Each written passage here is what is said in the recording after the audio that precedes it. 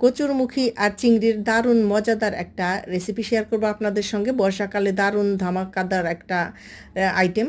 কচুরমুখীগুলোকে ভালো মতো ধুয়ে কেটে টুকরো করে নিয়েছি। এরপর 90% সিদ্ধ করে নিব, এতে করে এর পিচ্ছিল ভাবটা চলে যাবে। সর্ষের তেল গরম করে জিরা ফোড়ন দেব। জিরা ফোড়নটা অবশ্যই দিতে হবে, তাহলেই খেতে ভালো লাগবে। দিয়ে দেবো পেঁয়াজ বাটা। পেঁয়াজ বাটাটা দেবো 2 টেবিল চামচ ভরে ভরে। আর রসুন বাটা দেবো 1 টেবিল চামচ।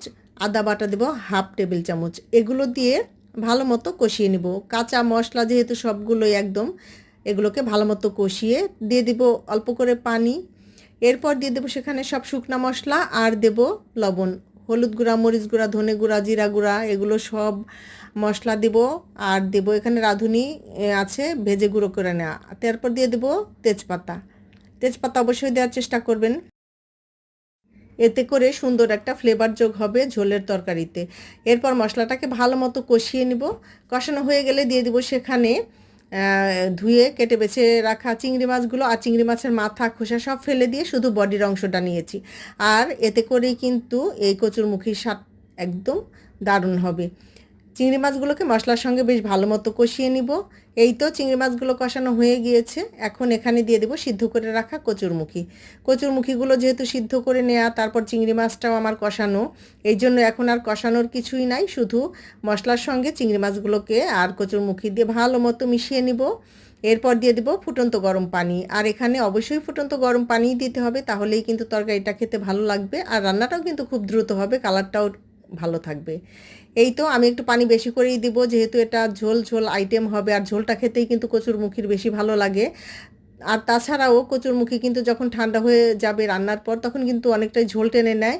এর জন্য পানিটা একটু বেশি দিতে হবে, যাতে নাকি পরবর্তীতে একটু ঝোল থাকে। তো নেড়ে চেড়ে মিশিয়ে ঢাকনা দিয়ে ঢেকে রান্না করব মিডিয়াম হিটে। এরপর ফুটে উঠলে একটু ঢাকনা খুলে দেখব যে কী অবস্থা তরকারিটার। এই তো একদম সব কিছু সিদ্ধ হয়ে গলে গিয়েছে, কচুরমুখীগুলো খুবই ভালোভাবে সিদ্ধ হয়েছে। এই পর্যায়ে দিয়ে দেব ভাজা জিরার গুঁড়া।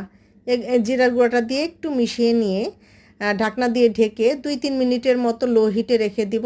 আর এরপরেই তৈরি হয়ে যাবে মজাদার কচুরমুখী আর চিংড়ির একটা ঝোলের তরকারি। এই তো রান্না হয়ে গেল। আর এই ঝোলটা দিয়ে ভাত খেতে এত মজা লাগে যে কি বলবো। সঙ্গে অবশ্যই এক টুকরো কাগজি লেবু নেবেন, তাহলেই কিন্তু এটার 100% টেস্ট পাবেন। কত সুন্দর একটা রং এসেছে, আর খেতে যে এটা কি দুর্দান্ত হয়। একবার এভাবে বানিয়ে খাবেন, তাহলেই বুঝতে পারবেন এটা কত মজার একটা তরকারি। বর্ষাকালে প্রচুর কচুরমুখী পাওয়া যায় ভালো কোয়ালিটির, তো আপনারা এভাবে রান্না করে খেতে পারেন। কচুরমুখী ভর্তা বা ইলিশ মাছ দিয়েও খাওয়া যায়। আর আমি চিংড়ি মাছ দিয়ে বেশিরভাগ করি। আশা করি ভালো লাগলো। আল্লাহ হাফেজ।